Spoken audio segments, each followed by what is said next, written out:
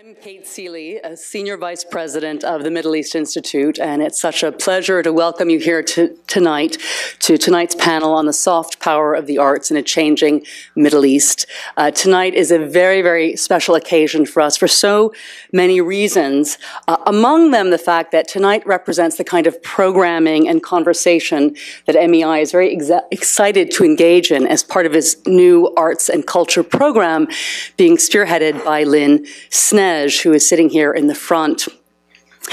Lynn joins us from Beirut, where she programmed on the arts for the British Council and has a very deep knowledge about this very exciting scene in the region. Over its many decades, MEI has programmed on culture, but we've never done it in a sustainable and committed way, and now we're changing that, and that's because we think that art in today's Arab world is playing a greater role than ever before. It's a greater part of the transformation in the region that's taking place. Young artists especially are turning to conceptual art, to video, to spoken word, to expose and address the issues that they're grappling with in their communities and to actualize their views about what's happening. Artists are no longer just making pretty art in the Arab world. They're talking about real social issues that relate to their environment, to their gender, to their frustrations, and to their aspirations for a better future. And in the process, they're becoming key civil society actors. So it's really an exciting time to be following this movement. And in the process, they're becoming, well, they're being embraced by the international art circles. They're being bought by the British Museum and the Centre Pompidou and showing up in major exhibitions. In case anybody's missed it, there's a huge exhibition of contemporary Arab art right now at the new museum, 4 floors of contemporary Arab art in New York City. It's really remarkable. And so that's our plan, to bring, and we also think it's important to bring this into the policy conversation, this new dynamic that's taking place. We think it's important that Washington understand what young Arabs, what young Arab artists are doing, and to take that into account and as they seek to make smarter policy. So we're going to be doing these panels on a regular monthly basis, bringing artists, bringing curators, showing films, and we hope you'll continue to join us. But we also have big aspirations for the future. And we're hoping to open an art gallery to exhibit contemporary Arab art here in the heart of Washington, D.C. MEI has a carriage house, and we'd like to turn it into a permanent exhibit for rotating, a permanent gallery for rotating exhibits of art from Edge of Arabia, from Palestine, from Iraq, from Egypt. So that will hopefully transpire if our fundraising efforts are successful. So we'll keep you all posted. So thank you so much for coming out today. It's great to have such a big turnout. We have a really exciting panel ahead of us. We're thrilled to be hosting tonight 3 amazing people who are a big part of the art ecosystem in the Arab world, an artist, an art curator, and an art funder. They're all very organically linked. I'm going to tell you a little bit about them. You can find more about them in your handouts, but very briefly, Sarah Abu Abdallah is a Saudi-born artist. She comes from the Eastern Province. Right now, she's studying digital media at the Rhode Island School of Design, one of our top art schools. So that's very exciting. Sarah has been studying art under the guidance of her mother since a very early age. She's now 22, and she's considered a rising art star. 23. 24. Oh. Don't tell anybody that. You're 22 forever. She's shown widely. She's shown at the Serpentine in Gallery in London, at the last Venice Biennale, at the Sharjah Biennale, and she's working on other amazing art. And she's here in DC as part of the Culture Runner tour. Culture Runners is a program of Edge of Arabia, which Stephen is going to tell us more about, in which he's brought artists together in an RV and is traveling them across America to meet with and encounter communities and to engage in a conversation and a dialogue to increase empathy and understanding. So they took off from Houston on Monday morning, and they just arrived in DC about 5 minutes ago. So we're going to hear more about what they encountered along the road. Stephen is remarkable. He helped co-found Edge of Arabia, which is a collective of Saudi artists founded in 2003 by Stephen and two Saudi artists in Abha in southern Saudi Arabia. I'm going to let you, Stephen, tell that remarkable story. But since 2003, he's helped to build Edge of Arabia into an internationally acclaimed collective of artists. They've shown at the last 3 Venice Biennales. Their work is selling internationally for quite a bit of money. That's not the important part of it, but that's also very significant. And they're really reshaping the art scene in Saudi Arabia. Stephen is himself a curator and an artist. And finally, we're going to hear from Oussama Rifahi, a man who's done so much through the Arab Fund for Art and Culture to raise the level of art production in the region. Oussama directs AFAC, which was established in 2007 to support emerging artists in the region. To date, it's given out about $9 million in funds to about 600 artists. In the old days, in the Arab art world, it was almost impossible to get money for your projects. Now, if you're a documentary maker, you can go online, apply for money, and if your project is good, you'll get funded. So it's really an incredible, incredible service. So we're going to start by hearing from each one of them about their projects and their work, and then we're going to go a little bit deeper into the impact of their art, this question of soft power, and hopefully we'll have a conversation on this panel and a conversation with the audience. So I'm going to just move down here a little bit closer and start with Sarah. Sarah, let's see, let me get this a little closer. It's a challenge to emerge as an artist in Saudi Arabia for either a male or a female. There is not an artistic infrastructure in the country.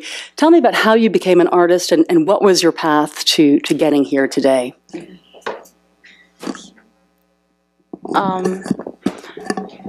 Basically, I went to art school, and I think that's the beginning. I went there as a pure coincidence because I didn't know much about contemporary art, but I thought it would be interesting to study that, basically. I went to a school in Sharjah, established by Sheikha Hur al-Qasimi, and there was my introduction to contemporary art, but as all art students, I was like finding my way, and by the end of my last year, I made a video base that is called the Saudi Automobile, which you can see in the flyer. I've seen a wreck car, and I painted it pink, and then that was my start with experimenting with video. Then I went for 2 years back for my house in Saudi Arabia, and throughout these 2 years, I started studying art, especially Middle Eastern art. Who were your inspirations, for instance, in studying Middle Eastern art? I went, hard to name names, but I watched lots of cinema, lots of movies coming from the Arab world, especially from Palestine, because I think this is the richest. Iran as well. I mean, like, there are many Iranian movies. I studied world cinema in general, and video art. And I started experimenting in the quiet of the Eastern region. And it is pretty isolated where I live, but at the age of the internet, you can accomplish with just internet connection more than you can accomplish in I don't know, a city full of libraries and resources. So that was very... so you're working in your home, making these videos, kind of working in isolation, you said? Yeah, in isolation. I had few friends who'd help me, like, go out and just with a tripod and a camera, record things, and then go back home and, like, montage them into... And I can show you... Can we turn the lights down briefly? This is the one that I made on before I left Sharjah.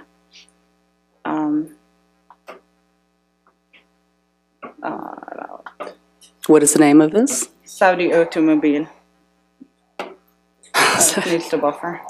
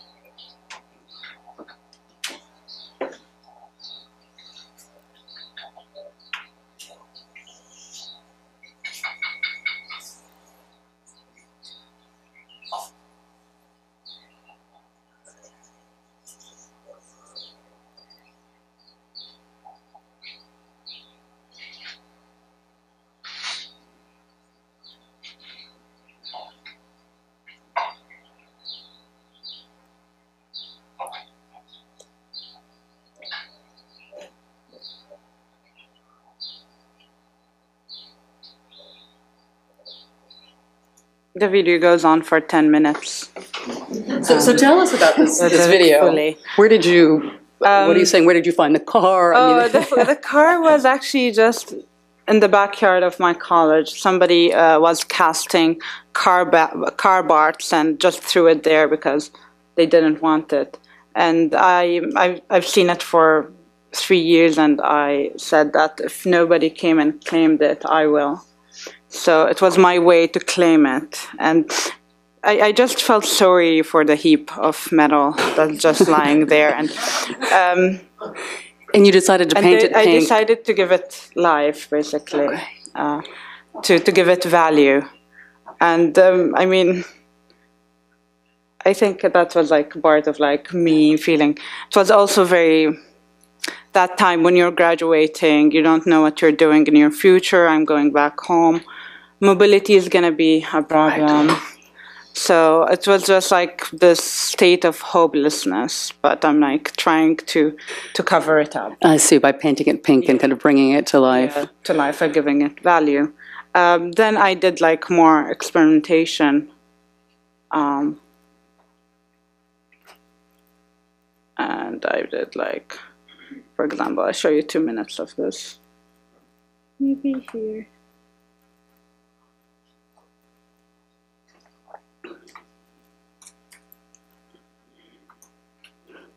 I was very inspired, like, by Lynch, David Lynch, and many cut up techniques and text on video.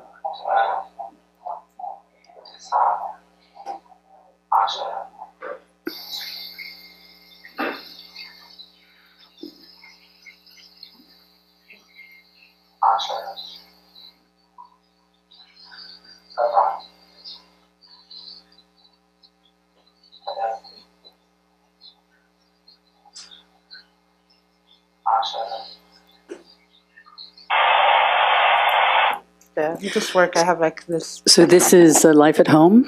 Yeah, pretty much.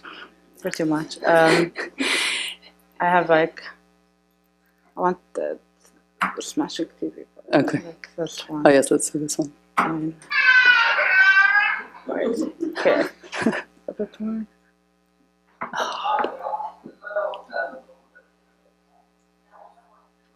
I'm gonna skip a lot of it. I was aiming for more here. Yeah. Okay.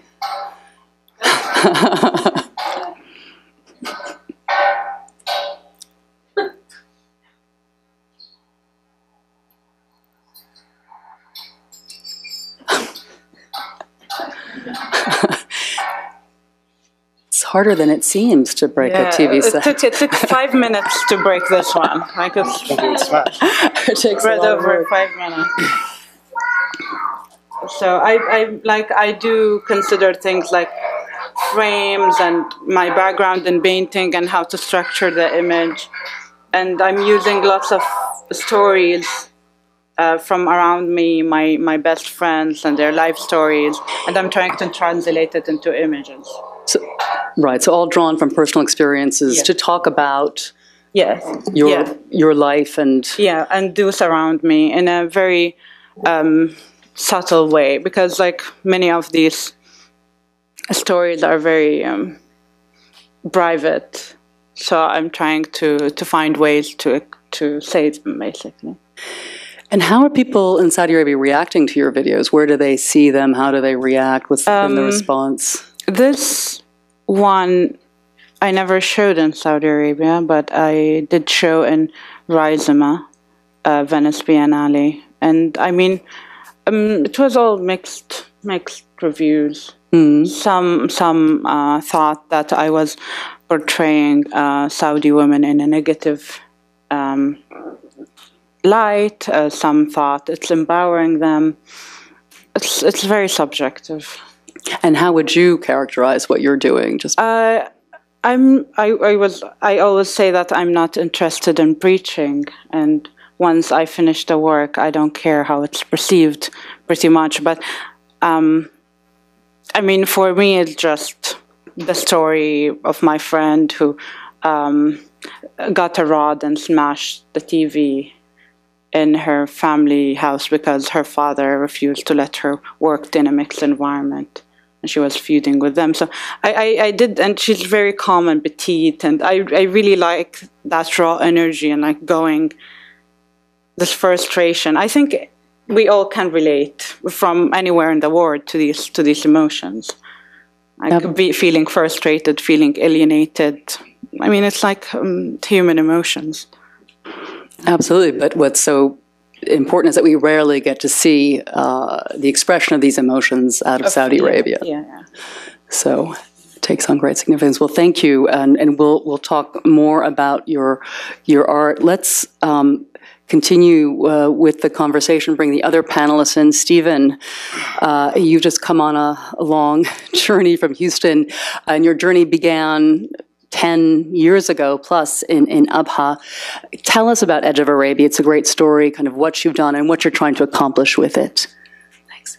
Sure. Yeah, we just were on the road for 9 hours, and we talked quite a bit on and off, but it was really kind of brought me back to the beginning of the whole project, I guess, which is, you know, there's something really interesting about when artists travel, and artists as storytellers, like as Sarah was showing in her videos, and artists as this kind of subjective window, which is quite rare, I think, in our world. I mean, we're here in Washington where, you know, you're at the center of a very strong story and a very strong kind of power. And I remember when I was at school, I used to make little collages in my sketchbook. And when I started traveling around the Middle East, you know, that was all I really wanted to do, was to make little stories. And I think we got kind of caught up in this moment in history, which was like a live event. And it was really strange because you're making these tiny stories in your sketchbook and you're collaborating with friends in Tehran or Kurdistan or wherever we were. And then you're kind of looking over your shoulder, and there's this huge story unfolding that you kind of are starting to deconstruct and to say, well, actually, that doesn't really fit with, you know, because you're in these places that are being presented by your country in a way. So it was this, Edge of Arabia came out of that strange moment in history and sort of trying to believe in the potential that there was a space for this subjective story that might be really small, but why not try and blow it up as big as you could, even if you're just artists. And at that moment, you had this whole thing of the embedded journalist who went with the U.S. Army, and there was this kind of presentation that journalist was telling a kind of truth because they were embedded. And I think the rise of the media story, with all these centers of drama and essential either negativity or celebrity or extreme pleasure, sort of became this unified sort of portrait of the world. And as artists traveling around the Middle East at that time, I think we just wanted to push in a kind of hopeless way another alternative. And Edge of Arabia really came out of when I came to Saudi. I was traveling around. I was in Yemen. It was March 2003, so it was literally a few days before the actual invasion of Iraq. There was protests all over the streets of Sana'a. I was this British guy. I was on my own. I was pretty comfortable. I wasn't scared, but if I hadn't become accustomed to being an artist and realizing that people aren't actually, there's a big difference between politics and people, then I should have been scared because the streets were full of like armored cars and burning American flags and British flags and all this kind of stuff. But I crossed over the Saudi border and I was taken into this tiny little arts village in Abha, which you've been to, and this was really where this project took shape, because in those studios, where there were maybe 9 artists living in these studios in Abha, southwest Saudi Arabia, a very important, rich historical part of the history of the Arab world and the history of the Islamic world, but a real edge in terms of no one was hearing any of these stories, not even in Saudi Arabia. And here were these artists, and as I started to speak to them and talk to them, and we were watching these news images, and they were asking me, what are they saying? What's this guy, Tony Blair saying? And I was going, what's your guy saying on your news channel? And we're sort of piecing the story together, and we're kind of realizing that actually this place in Abha was more of a center to understand that present moment in history, i.e. the ideology that had been exported and sort of radicalized many people came more from there than it did from any of these places that were being bombed.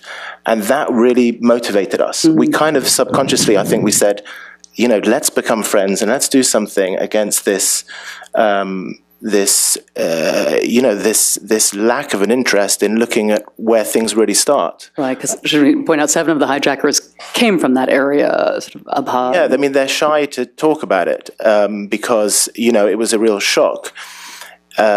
But what was really interesting was it was such a domestic kind of storytelling. We were like chatting, and they'd go, "Oh yeah, I went to school with those 2 guys that were the brothers that went into the Trinidad." I go, "What do you mean you went to school with them?" And they were like, "Yeah, we went to school in their little." It was a tiny village, and I was saying, "Well, what were they like?" They said, "Well, they were just like me. They had the same upbringing, and our parents were friends." And one became a conceptual artist, and the other 2 went to Afghanistan, were kind of recruited. And as you started to listen to them, you realized, at a young age, they were invited to a summer camp, and the summer camp became a bit of a sort of, learning Islamic camp. And it was all very understandable. It wasn't this big, dramatic, good and evil story. It was young men, no jobs. And it was very interesting that, you had artists came out of that choice. And I found that really profound and actually a real... I had to start this project. I was an artist. I've given up being an artist now. I'm jealous because it's a completely different world. But there was a responsibility, I think, to amplify those voices from that place. So to amplify the voices of the artists, the other side of the coin, and to empower them through this collective. I mean, tell us more about the collective and kind of what it's come to achieve. Yeah, Edge of Arabia. I know you. We were talking in the car about this whole platform that Edge of Arabia, we started as a group of friends, and we started doing exhibitions, and we got caught up in the art world. We did shows at big art events, and we got a lot of press in international newspaper because a lot of people are interested in Saudi Arabia, obviously. And Edge of Arabia became very well known as in my opinion, in retrospect, it was quite conservative actually, because we just flowed into the systems that were already there. The Venice Biennale and, like you say, the British Museum and all these people. But what I'm more interested in now, I think, is that we retained independence, and our project, which was set up by myself and a Saudi artist, is a truly independent organization, and it's actually kind of owned by the artists. And actually, I don't think we should follow that model of where art becomes part of the power in some strange way, like that it could, it just gets absorbed into another museum program, because those institutions are actually not very effective at empowering artists, at empowering those voices. In fact, what they usually do is they start to collude with the political power, and this is what the conversation we were having a little bit on the. They become more commodities in a way for the art world. Right, yeah, definitely. Yeah. The market. You talked about the prices. As soon as anyone got a whiff that these Saudi artists were making artwork that people wanted, the galleries and the auction houses were all over it because it's a valuable commodity, and you saw artwork and artists being very much. I mean, we're in America, so this is the land where everything seems to be quite driven towards becoming a commodity, and I think that's a real problem for some of the artists that came out of Saudi Arabia, because it's such a wealthy country, and they can make money fairly quickly, but it's at the expense of their real voice. Right, but tired of that, you've sort of moved beyond this notion to culture runners, which you see then as an opportunity to do more profound work to build bridges and to connect with other communities. So maybe you're getting back to the roots of what Edge of Arabia began as you take this journey to MIT to do a series of programs with artists. And I guess the question would be, culture runners, how can you make culture runners meaningful and impactful and in these encounters? Mm-hmm. Well, culture runners came out of the idea of just connecting stories between the Middle East and the US, and finding a format to do that wasn't that would be as effective and exciting as possible. So we chose the format of a road trip, and we chose an RV as a center, which is broken down actually now in Asheville, but it's been fixed and it's on its way. And really do something where you don't just drop in somewhere and do something and pop out, but you can have something that through many encounters over 3 years builds up some kind of network. I think that's what we're interested in. I think a network is very powerful these days, more powerful than an audience. That's what we were talking about. An audience, people talk about, we got 60,000 people saw our exhibition at the Venice Biennale.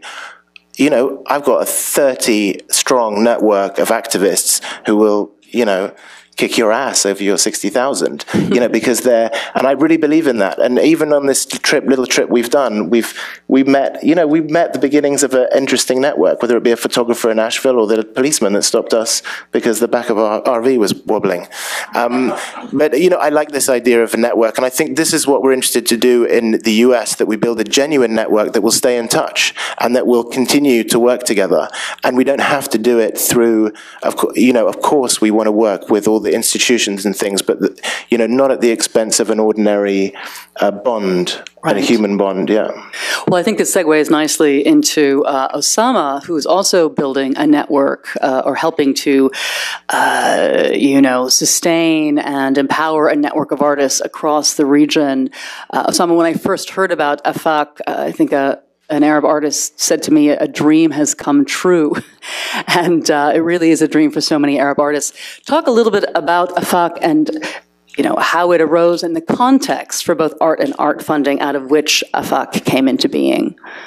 Right. I mean, to put it in context, the Arab world is about 300 million people. that spans across a very large period of space, and it is also a region that is predominantly very young. So we have about 60% of the people and the inhabitants of this region that are less than 25 years of age.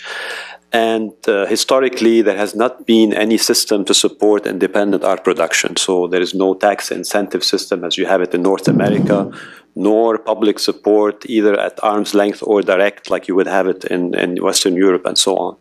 And back in 2007, a group of practitioners, some of them were Europeans, Americans, and some local, sat down together and said, let's just get some seed funding into a small foundation.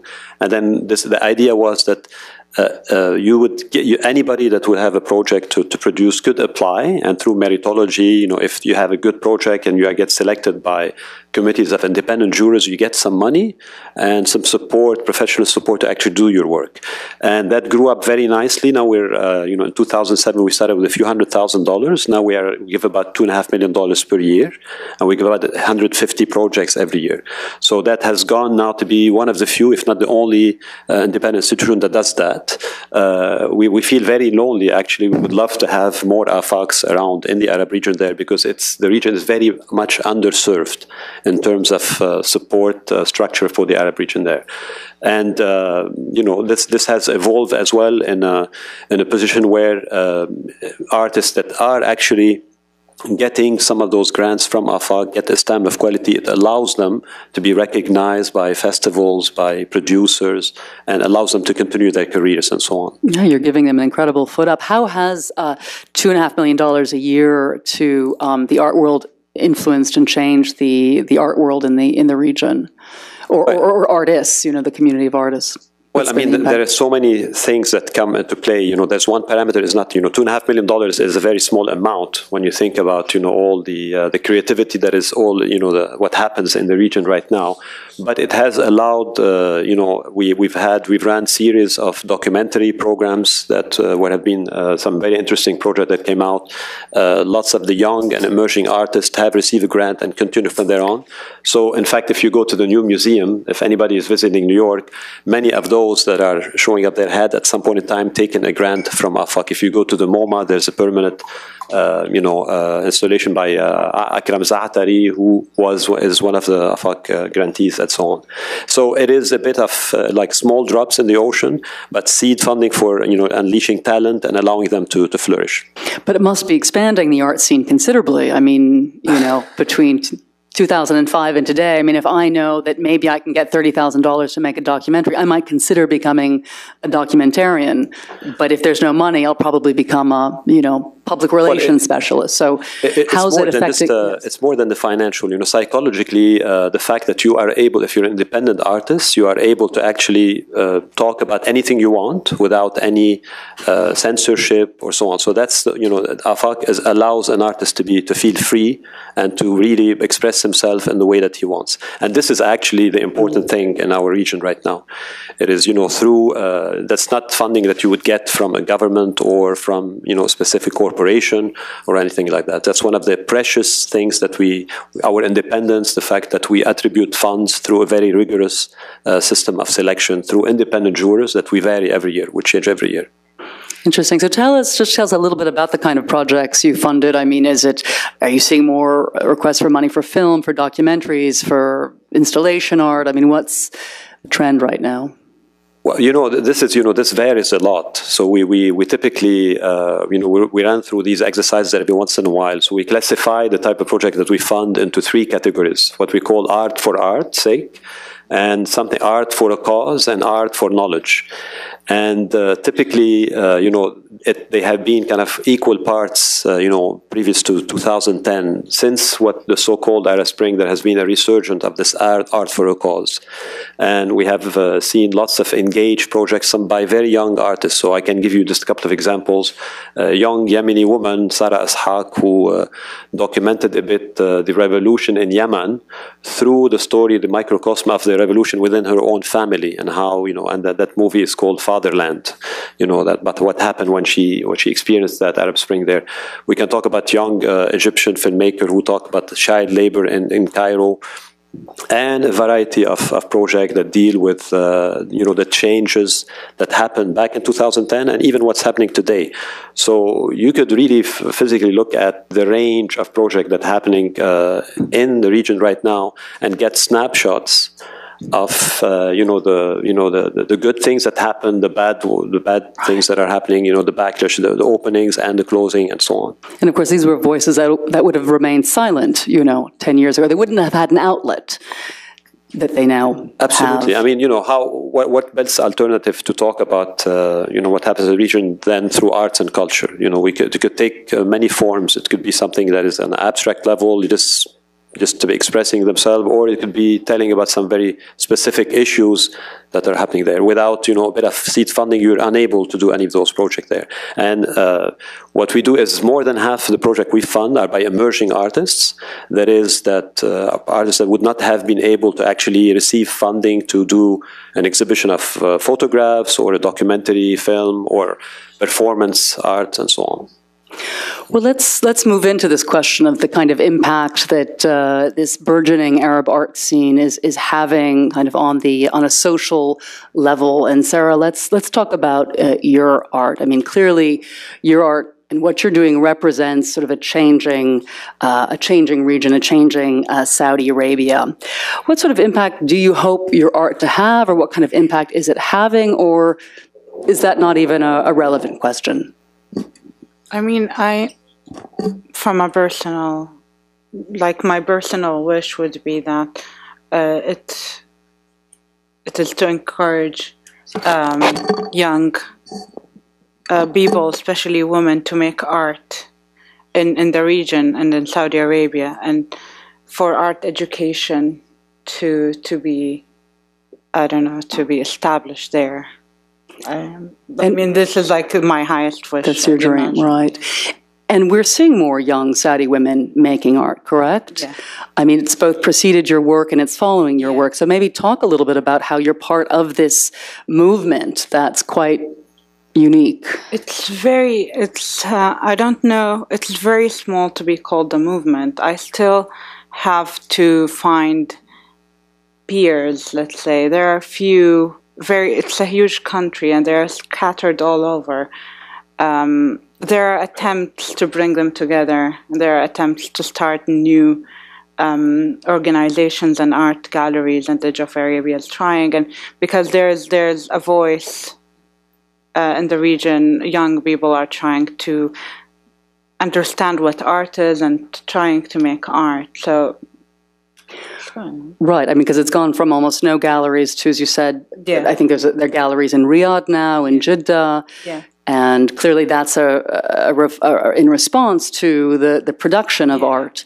Where is it coming from? I mean, is it happening in isolated, lots of people like yourself doing it in their homes and somehow finding each other? How is it? Internet. Okay. The internet, I mean, it's the major, it's the social networks are very powerful in connecting people. I see. Yeah. So the internet is a key instigator of this. Although when you got to Abha, Stephen, there was an arts village. Was that the beginning of something, or was that just what has the Arts Village gone on to become? And then we'll talk a little bit more about it. Well, yeah, it's back now. I went a few years ago, and it was like a ghost town with like tumbleweed going through it, because the governor at the time didn't really like art as much as the previous governor. So it was very much to do with this kind of patronage system of who liked art. But just in the context in Abha, in this region, the Prince Khalid bin Faisal, he's a poet and an artist, a wonderful man actually, and he had created the first kind of public arts village, I think, in Saudi Arabia, which had like 14 studios, and it was very open. And I think he had a kind of vision that people were going to come and do some nice watercolors, and definitely there was that going on, and some nice pictures. But of course what happened was that poets and writers, thinkers, creative people came together with the internet, and to be honest, it was pretty far from camels and nice pictures of landscapes. When I went there, it was radical actually, but it was both. So you went in the studio and you had the the people learning to paint, you know, and doing their color theory, just like we did at art school. And then on the other hand, you had, you know, all this stuff that looked like frustration and anger and things ripped out of the newspaper and like electronic experiments with like radio transmissions. And it was very much to do with, you know, with that moment in time where the internet came and that thing. But I think that if that arts village hadn't been there, I would not have anywhere to go. The artists there would not have anywhere to go. There would never have been a connection between us. There'd never been a connection, I don't think, between some of the people in that region to gather. And I think that's those places, like Sharjah Biennale, like the art school, there were just these very few places, I think, that really made a big difference. I mean, just to go back to the point of what's happened, I think the most profound thing that's happened since I started working in Saudi Arabia is the raising of the status of the artist, both internally and externally. When I came back from Saudi Arabia, nobody gave me the time of day when I tried to show them what I was interested in. No one from museums. Now they can't wait to get their visa and get some of the cake. But when I started, no one was interested, and there was this assumption: no, creativity couldn't come from there because we've seen those images and those people aren't very creative and they're very extreme from the West. And in the same time in Saudi Arabia, there was a very sad kind of culture of going, well, you know, the West has the great sort of status and brands, and you know we can't have that yet because and I think art's different from that. I think creativity isn't something; it can come out of nowhere because every classroom, you know, in every village has a creative person and a scientific person and a this person and that person. And I think that's the key, is that you give the platform or you give the school or you give the thing, and things will flourish. And that's what's happened in the last 10 years, is the raising of the status of the artist has had a profound effect. And I think a lot of young artists see that, and it is something to do now. Sarah, they read about Sarah in her success, even though she's so young, and they go, I want that because it's a lot more exciting than my alternative, maybe. Right, because you can travel and see the world and, you know, have an income. And yes, I think this is part of the critical empowerment of the Arab artist and the Saudi artist. And so given this increased empowerment of the artist, both inside the country and internationally, how has it changed the role that they're playing? I mean, do you see them playing more of a role? Or, I mean, they didn't play any role before, or a minimal role. Now, what is the role that you're observing as a curator of Saudi art? So they have more of a voice, but who's listening, and how is that shaping perceptions and expectations? Well, there was a role before. When we got there, there was a really interesting relationship between a group of artists and the Ministry of Culture, which there was, I think, in many parts of the Arab world, there was this very close link between the Ministry of Culture and the artists, because there was the exchange program to abroad, and there was funding coming from the ministries.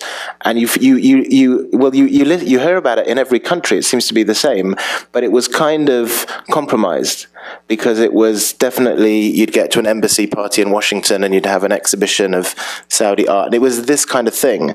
And we fell into that when we started. And I think that there was a break. You know, I'm not really a curator of Saudi art. I'm kind of interested in the space between the conversation. But we started to do things that were really a reaction against.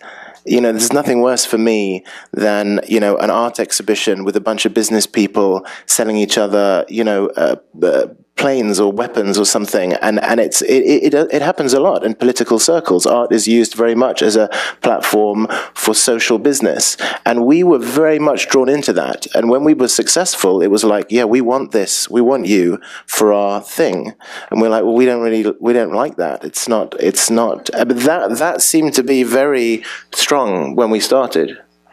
Interesting. Yeah, Oussama, do you want to comment? I think your mic is working. It's working. Just pull. Oh, I see. It keeps going off. Oh, sorry to hear that. Well, I mean, an interesting case study would be for Saudi Arabia would be to think about. Anybody heard about the YouTubers of Saudi Arabia? The YouTubers. Yeah. Okay. So actually, you know, Saudi Arabia is one of the countries that is the most connected in the world ever. You know, they have the highest rate of penetration of use of the YouTube, the Twitter, and so on. And what's remarkable, just to see how the creativity, how it transpires and so on, in a place where there is no theater, no public theaters where you cannot talk about many things and openly and so on.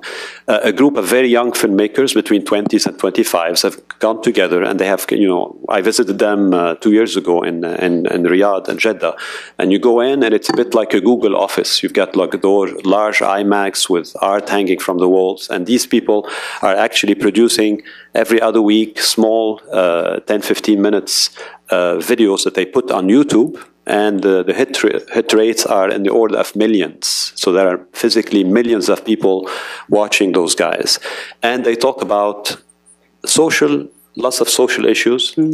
They talk about it in a very clever way. Like what mainly? Anybody seen the video on YouTube, No Woman, No Drive? Yes. Okay, so it is, they touch upon very sensitive issues in a way that is, nobody really knows that they're really critical of or against that. So anyway, they found their space, and it's just one phenomena about how filmmakers can actually express themselves in this particular context. Now, if you zoom out of Saudi Arabia and you go to different places of the Arab world, and that's a huge mosaic of different contexts. When we talk from Mauritania all the way through Egypt and into the Gulf countries and so on, then you have different responses to what's happening today in the Arab world, and everyone is different from each other. Well, let's talk about that, because you have this view, this wide perspective from Morocco to Iraq, and I'm wondering if there is a thread connecting all of these artists, or if there's some sort of shared narrative that's coming out in their art that you're witnessing. More than a shared narrative, there is 40 years of backwardness. Unfortunately, there has been bad conditions for freedom of expression, for creativity, in this part of the world. That's a common thread, unfortunately. But also there is a common language that is starting to emerge, and that was helped a lot by social media over the last 10 years and 5 years. What the usually typical flow exchange of culture between Europe and the Arab world is now we start to see some more horizontalities, where we have groups of musicians that travel between Algeria, they go to Egypt, and we have some movement from Iraq all the way to Lebanon and so on. So there is a lot more exchange between those countries at the same. So Moroccan artists are following Egyptian artists and being influenced by them. In spite of problems of getting visas, difficulties to produce, you're not able to produce films. You cannot even screen films in Egypt. Nobody has seen films in Egypt from Algeria or from Lebanon and so on. So we have now starts of things, people sharing things over the internet, and then you don't have to be in a country to see actually what the other has done. And that's something that has been really dramatically changed the conditions today. People, especially the young people who are very much able to communicate and express themselves over the things, are able for once not to see only what's happening in the region but globally. And that's not an easy thing, because you discover the frustration is accumulated because you realize that actually there are people living in different conditions elsewhere, and that kind of adds a layer of difficulty to those people. How has the Arab Spring affected cultural production in the region? Is there much greater cultural production in response to the transitions taking place, and do you see Arab artists creating new partnerships or with civil society actors? What's changed since the Arab Spring, in your view? Well, that's a tough one, but to start an answer on this one is that we have seen a lot in the 2011. We have seen an explosion of spontaneity, of creativity there. Lots of people were going down on the streets and filming with smartphones, editing this on the go and putting it on YouTube and so on. We've received a large number of these kind of spontaneous things that didn't necessarily have the same aesthetical quality that you would see. And we're not talking only about visual arts. We're talking about documentary film. We're talking about performance art, street performances, graffitis, writings, blogs, and all of these things there. Over the last 2 years, when what the so-called Arab Spring turned into something like more of a winter right now, right. And where unfortunately we are seeing if you look at the narrative, the public narrative, you have this, the two position. It's either ISIS or SISI. It's either ISIS and extremism, or kind of authoritarian regimes in parts of the world and so on. ISIS, CC and ISIS there. Art and culture are able to introduce a bit more granularity and complexity to seemingly a simple narrative that people have. Either we have the terrorist or we have the dictatorship there. So artists are coming in and giving nuances. They are telling stories from different angles. They're exploring different perspectives, and this is one of the amazing things actually that art is able to do at this moment now. Second thing that we see a lot is, and it's an important role, artists are able to start to archive and document those moments of history, those snapshots of what's happening around us, because many of these are disappearing very quickly. Lara Baladi, who you're going to meet in MIT very soon, is working on an archiving project trying to document what's happened over the course of the 2 years in history and so on. So the artist takes on the role of providing a bit of enlightening a bit the narrative, the common narrative that is coming from the mass media type of thing, of documenting what's happening there. And also sometimes they even expect artists to provide an educational role, to try to teach people actually of what happens and so on. So Stephen, maybe you want to chime in. I mean, can art counter ISIS or Sisi? So I'm out of my depth on that one. Or how does art intersect with sort of the political reality? I mean, does art just observe, or is it... Well, I got an interesting take on this, because I think that ISIS are using creativity sometimes more effectively than artists, and I think it's very frightening. And I remember going to a lecture in London by this think tank, and they were showing, it was like Foreign Office people, and I was interested because it was hip-hop videos of the extremists or something, and it was showing this content being circulated around British, like Bradford and Luton and British Muslim communities, and it was graffiti and hip-hop and just, but radical. And I was like, and they were going, well, what should we do about this? And we should do this, we should do this. And I was going like, well, you got to combat it with content. You got to get into that same platform. You talk about YouTube. Telfaz is so powerful. This is the Saudi YouTube collective. Yeah, because a young person goes into YouTube looking for something, looking for a reflection of their own world, or looking for a story, and they might find Mr. ISIS, and I saw Ahmed Mata sent me an ISIS video recently that was using West African Ganawa music, and it was, it's in the same way that the artists are connecting across North Africa, so are the extremists, and I think this is a really important thing that policymakers and whoever's really seriously interested in this area should look at, that artists are a really powerful, they're a really vital sort of alternative that has to be out there. And these guys are very fast. These guys in ISIS, they will create things much faster than artists, because they don't procrastinate. Right. They're on a mission. And I think that's really frightening, because they rise out of nowhere, and they didn't just use trucks and guns. They used the internet. They were using Whisper when their internet was shut down, this like text application. They were faster than the US government, they were faster than the British government, and they were creative. Creativity is not necessarily a good thing always. Right. Sorry. Interesting answer. Well, we're running out of time, and I want to get through one more round of questions before we turn to the audience. Sarah, you talked about your art and hoping it will give voice to young Saudi women, and in that context, you are a change maker. But now you're here in the United States, and you're at RISD, and you're traveling through the United States. Are you also looking to change perceptions and attitudes here through your art and through the work you're doing? What's your relationship to the United States? I shy away, and from the word like trying to change. Or as a person, I'm merely responding to my environment.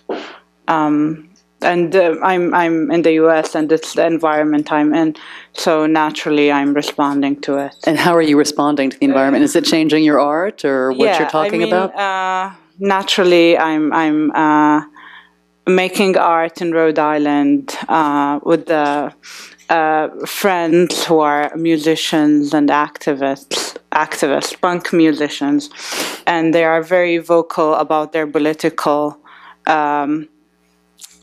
opinions, and they're very active in organizing labor, to be exact. And I was so attracted to them as a group because they are everything. Maybe that I'm not. Yeah, they're there. So I decided to collaborate with them. What kind of collaboration are you doing? I did a small film, very like cut up technique, and about an activist. His name is Joey DiFrancesco, and a few years ago he posted a YouTube video that went viral for. It's got 4 million views or something, where he quit his job with a band. And I'm sure this is like a very, I don't know, it's a common story a bit, where like people go and like, he was a hotel a room service attendant, and they treated them really badly. So he went to his manager, he threw his resignation paper, and a marching band started playing. And I'm good friends with this group, so I made a video with Joey and about the alienation of a worker and what does it mean to be under a capitalist system. But I was mostly very touchy-feely and like about the emotions and daily life. And I gave him a camera, and I told him to, when he's touring, to take videos of like their everyday life, going, eating, going to the bathroom, filling their car with gas. So your art is becoming more activist. Yeah. I don't know. It's daily life. It's a reality, I guess. And a new reality. It's always nice to see something through fresh eyes. You know, you're coming from outside and seeing a scene that we witness all the time here. Just to keep on the sort of U.S. theme, Stephen, how do you think Washington should be engaging with the Arab art world? I'll just ask a British artist and curator. I mean, they call me Anglo-Saxon in the car. Sometimes. I get that a lot. And we don't think much about racism. Sorry? We don't think much about Arab art in this town. You know, it's a very policy-oriented town. But I'm wondering, from your perspective, what the benefits of that you might.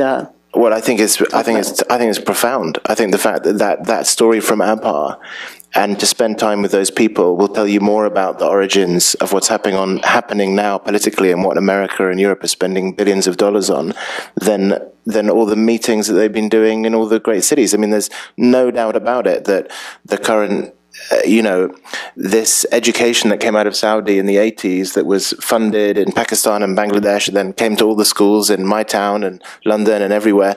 There's just no doubt about it that it's, these artists and some of these people are really, if you just listen to their stories, they're not trying to tell you a political story. They just tell you about their lives, and it's understandable. It's like, wow, that really shines a light and opens a window onto something which can turn to empathy, or it can turn to a smart decision, and it certainly can help people make better decisions, I think, on a political level and on a commercial level, because I think that some of the best artists that we've had the privilege to work with, they're not just observing history, they're kind of a little bit ahead of it sometimes. I mean, we both admire the work of Ahmed Matar in Mecca. There's no doubt that he is ahead of the understanding of what's happening. And maybe just describe Ahmed's work.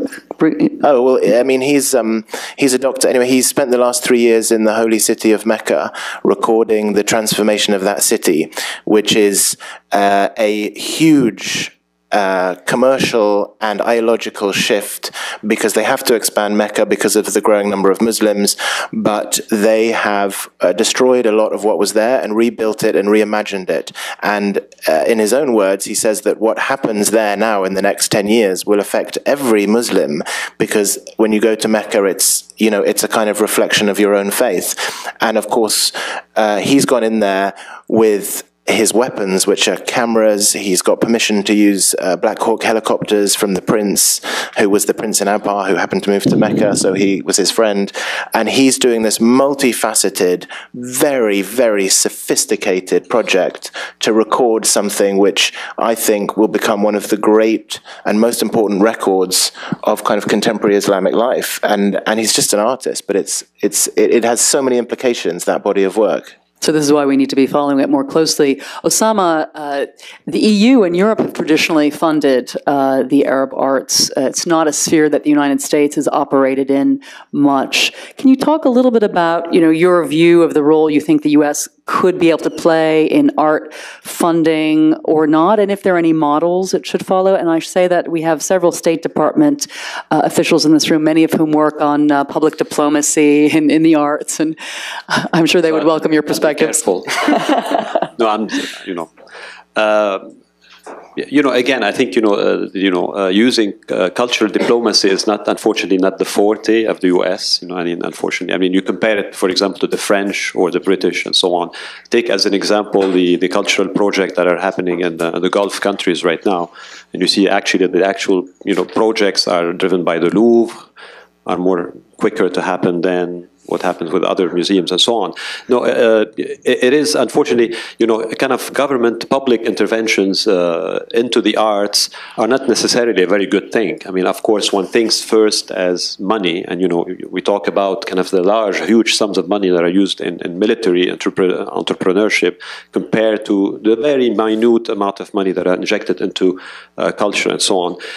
Actually, maybe a better model would be to let civic society or public, the private sector actually engage, because they do that on a much more meaningful way, and they create more a bottoms-up type of collaborations and exchanges that are more meaningful, and then they remain for a long period of time. So a preferred model would be, for example, for cultural foundations to engage with the region there, and that's actually happening there. There are very few institutions that do that. The barrier to these, and there is lots of wealth and willingness and curiosity that exists in North America there.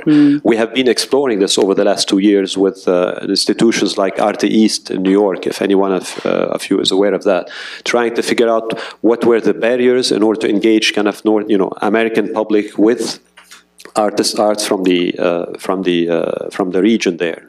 And barriers are a bit kind of the lack of knowledge, because people this is the other the North, this is a bit like an island, a big island that is very, very far away from the region there. So geographically, there's a distance, as well as thematically there.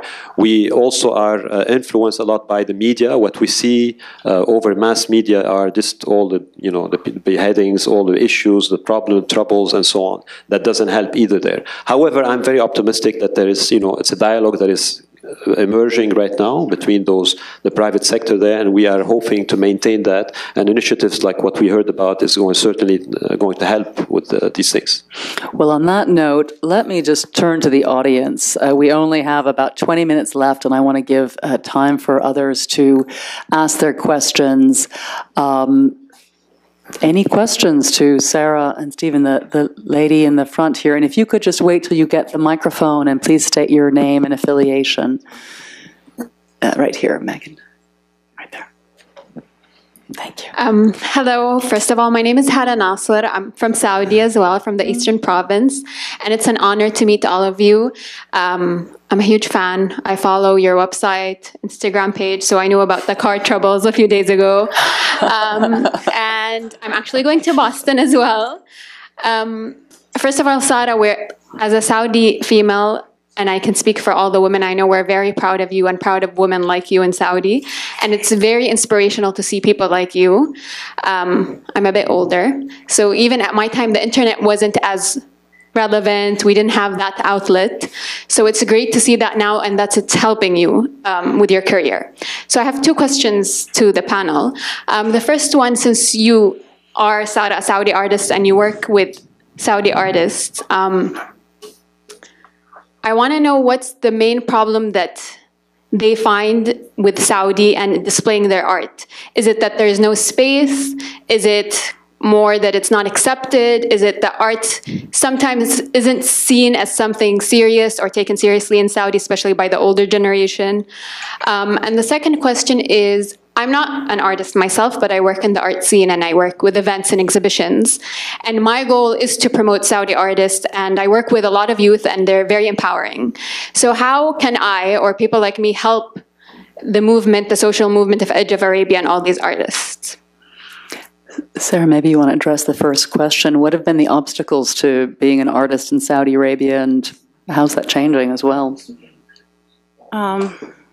I mean, all the obstacles in the end of the day became things that are actually helpful, because once you know your constraints, you can operate within them, and constraints are helpful in that way. They can help you define what you can do and what you can't do. So I think the time that I was producing art in Saudi Arabia was the best. I mean, I didn't look at it that way, but now I do. Now I have many resources, and I'm so confused about what to do with them. While there, every little thing proved to be something I can use. And it was interesting to look at what can you do. You have like a stick and a stone, and what can you do with that? What are the constraints? I mean, it's just as the same constraints you have as an individual living there. It's, I think, maybe mobility, maybe like somebody supporting me to hold a camera or lighting or equipment, or having books, mail. I mean, like, I can't really order from the internet the books I need. Yeah, I mean, like, things that, like, very practical, on a practical level. It's not anything fundamental. And can you study art anywhere in Saudi Arabia? Are there any art classes or art schools emerging? Is that changing at all? I mean, I'm really isolated. I'm socially very withdrawn. So I don't know much, but I know about, there was an initiative by, I think, a princess in Riyadh to have an art school. I don't know what happened with that one. I have no information. I'm sure somebody else would be able to answer, but I know it's starting. I think art education has like more obstacles in their way. I'm like, how? Right, it'll be some time before art education is included in the curriculum. I don't know, formal institutions. But there are like individual and community-based centers where I actually started as a young girl learning how to draw and paint in one of these community centers that are like by individual. Just like I think the government also like facilitates. But I mean, my mom is a painter, and she has that center as well, educating her at the first place. But contemporary art education is still. What about the second question? Who would like to address that? Stephen or Oussama? How can our fine questioner I mean, I would question. help? I would say, like, I've been presented again and again as like the Saudi guy. I'm actually not. Like, Edge Arabia is not Saudi, and I think we made a bit of a mistake by building this national brand, and we didn't mean to. It was about artists, and I think the most useful thing, if you're involved in the Saudi scene, is actually to sort of drop the word Saudi and connect artists. You know, on our van, on our RV now is a wonderful photographer called John Morellis. He's from San Diego. He's about the center pivot of our whole project at the moment. and I really love this idea that we sort of, you know, it was very useful. It's very important in Saudi Arabia to get that brand of the artist listened to, I think. But I also think that it's very important to connect it, like Oussama was saying, like that it's an artist thing. It's a network. And in between the US and Saudi, what's wonderful is that I think there's actually a lot of commonality between the US and the Middle East that artists are going to be great at finding. Stories and common concerns, you know, a lot of common concerns in those two regions. And, you know, they're kind of friends and enemies, but they're in each other's worlds. And it's not necessarily useful to keep pushing Saudi or Gulf, and we talk a lot about Arab and these things, but I think artists can be a little bit beyond that. And I noticed that because we made a big mistake, because we became like the Saudi platform, and before I knew it, I was like, shit, because I think that the reality is that, we started as just artists, and we got a bit swept up by that. There's a question here in the front. It was very interesting to hear the power of social media and the internet, but is that enough to drive it? Are there the options of public spaces and public things where people gather in larger groups and share in a more personal, immediate way, as opposed to only the social media? Or is that enough, or are there other options as well? Perhaps you'd like to comment on all the art fairs and everything happening in the Arab world in these public spaces. Right. I mean, the public space is something that is very controversial in the Arab region there, and actually there has been an enormous amount of artistic interventions in public spaces there. And the reflection of the type of intervention tells the story, what you can do or what you can't do. So definitely the internet is not sufficient there. Kind of a face-to-face engagement, artists in residency programs, collaboration workshops are something very precious and very much needed. What we talked about is that within the lack of public space, artists reacted using social media. It's not because they didn't want to, but that's what was available there. I said there's one interesting project at the moment in our in Jeddah with the public sculptures. What's really interesting there is, like, when I first went to Jeddah, they have one of the largest collections of public sculptures in the world in the city in Saudi Arabia. They have Henry Moore's, they have Brancusi, Miro. I'm not sure if they have a Brancusi, but they have, and it was the mayor in the 70s commissioned hundreds and hundreds of these sculptures all across, and they weren't really considered.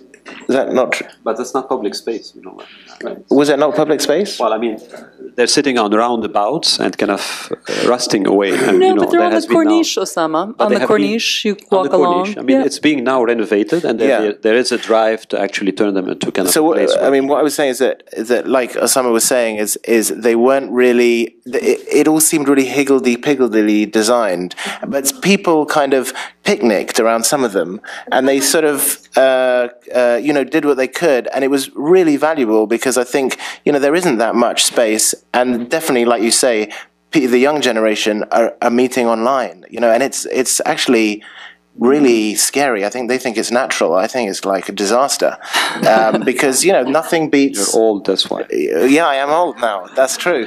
I think we can all see it. We can all see what technology is doing, and but in Saudi Arabia and in the Gulf, it's really extreme because of the social rules. So I think the family that is supporting our project, the Jamil family, are renovating all the sculptures in Jeddah and really recognizing this importance that actually public space is vital for those conversations outside of the technology conversation, because it's a different type of thing, with little hearts and high fives and all this kind of stuff that we do. I'm not saying it's not high fives, but you were playing the game.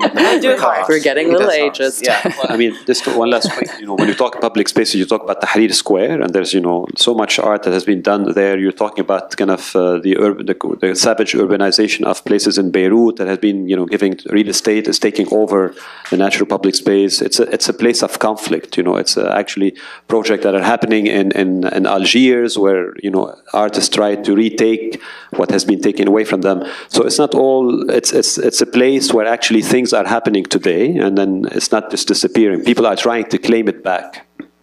Great. Let's take a couple of questions. I'm going to point to Ahmed Ben Shamsi, and then we'll take two more questions, and after Ahmed directly, yes. Thank you.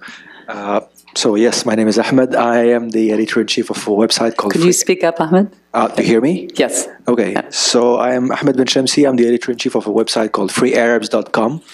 Yes, there is such a thing.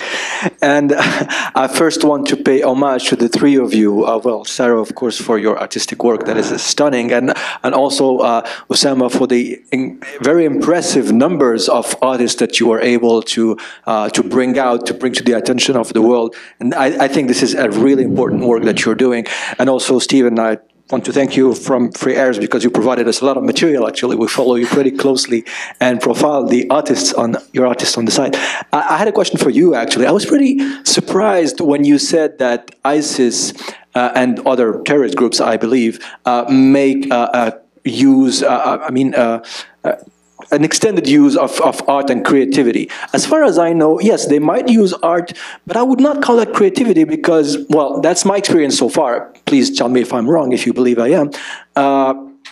What I see in the use of art by violent and intolerant groups is merely they use the codes that were developed by creators and artists who invented stuff and then use it to convey a message that is basically opposed to the mere notion of creativity and inventiveness. Like when you say, for example, that they use Gnawa music of North Africa to convey intolerant messages, well, if they dig just a little bit, they find out that Gnawa is pagan music and that behind it there's a message that is pretty not consistent with the core of their message. So I might want to challenge you on the fact that this is creativity. It might be the use of the work of people who were creative originally, but then in a pretty non-creative way. Like if you organized a battle between, these artists and the other ones. Let's hold your answer. Let's take Dagmar here in the red. My name is Dagmar Painter. I'm a curator here in Washington of Arab and Arab American art. And my question is about painting. I'd like someone to address the issue of what happens to the plastic arts, such as painting and sculpture, in a situation where, as we were speaking before, the internet is really much more comfortable with film and music and that sort of thing. Are there artists who are still working with paint, and how are they able to express themselves in this contemporary mode? I do notice that, for example, at Dubai and the art fairs, the big art fairs, where there is some painting, it seems like that kind of painting is really there to be monetized. And so I'd like to know, in terms of the creativity aspect, what you've seen in that regard. Thank you. Let's take one last question. The woman in the back, all the way in the back. Right, that's you. Yes, with the pink shirt. I have a question about the audience. And please state your name and your affiliation. Sorry. I'm Cynthia Whittlesey. I'm one of the people at the State Department who tries to promote some cultural creativity in the field when I'm in the field. But I have a question about the audience. I've worked extensively in the Middle East and also in the former Soviet Union, and we do fund, very small, but we do fund in the local environment different artistic endeavors. Our interest has a policy basis. We want to promote free expression. We want to promote civil society, yada, yada, yada. But the question I have is, we fund these things that I think are really amazing and powerful, but it's the same 6 people who attend, 3 of whom are French or British or American. So my question is about the audience in general for some of these wonderful initiatives. Thank you. Maybe we'll start, Stephen, with the ISIS question. Sarah, you can talk perhaps about the plastic arts, and Oussama can take the last question, and then we'll wrap up.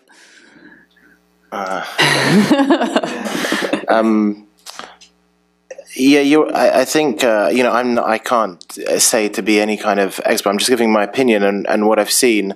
I think again, I was shown a video recently of one of these summer camps that one of my artist friends went to when he was a kid, and it was really strange because it was playing the Quran, which is very musical and has this hypnotism to it. It's a straight. I don't know what happens when what microphone they use, but it's incredibly emotional and it's kind of creative. And then in the same, they were playing this, and then they were smashing ouds over there as a symbol of that kind of creativity and expression was not to be allowed at the same time. And I think that this video, I don't know if it relates directly to your question, but it kind of like affected me a bit because I started thinking about how creative that singing of the Quran was, that particular kind of expression of the music. And I don't know, I'm a child of, Europe and growing up in where ideologies, fought, and each ideology used creativity. And we're the fascism in Europe used creativity in an extremely powerful way. And I don't think that creativity is something that comes from something new. I think creativity now is, Picasso said, there's nothing new under the sun.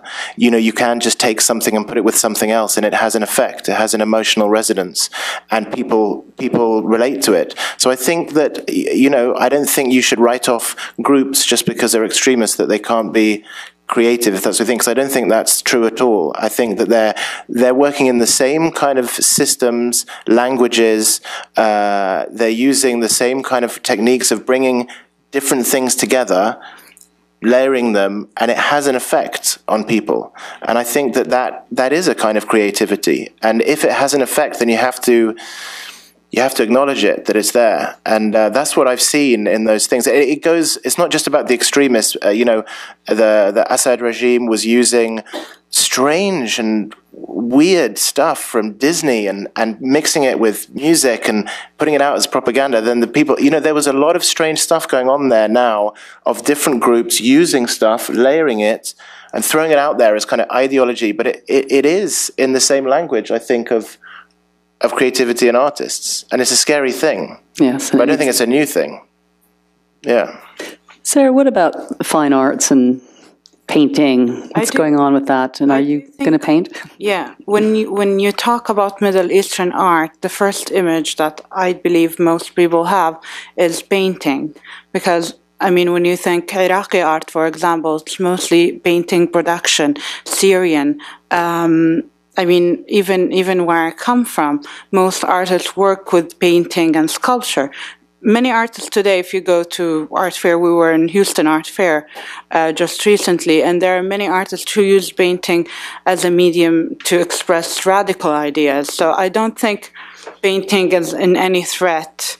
I think it's very healthy to have digital art trying to establish itself, but I don't think there's any worry in that regard. And Oussama, if you want to comment on that, and the final question about the audience, how to build an audience. No, it's certainly very active. Visual arts is kind of entrenched into the production today. There's lots of it happening. The fairs in Dubai, just one aspect of it, but you see it a bit everywhere. There are small cultural centers that are existing in the Arab world for a long, long time that we don't hear of, unfortunately. You have, Ashkal Alwan, Beirut Art Center in Beirut. You have the Townhouse in Cairo. You have Darat al-Funun in Jordan, in Amman. There are lots of communities of visual artists around that. And to the question of audience, I have to say it's a bit like everywhere. We have the type of project that we fund are competing with the easy, the general consumer market that we have there. So nowhere is it any different in the Arab region than elsewhere. Unfortunately, lots of the good stuff appears in the film festivals, for example, or in exhibitions, is seen by a small subset of what people consume in terms of art everywhere there. Having said that, we are at a disadvantage because the mechanisms for funding and supporting those kind of things that you have in the US, in Europe, and so on, do not exist necessarily over there. So we are at a natural disadvantage there. But we are facing the same issues. We are competing with the same, big mass of the mass media and so on.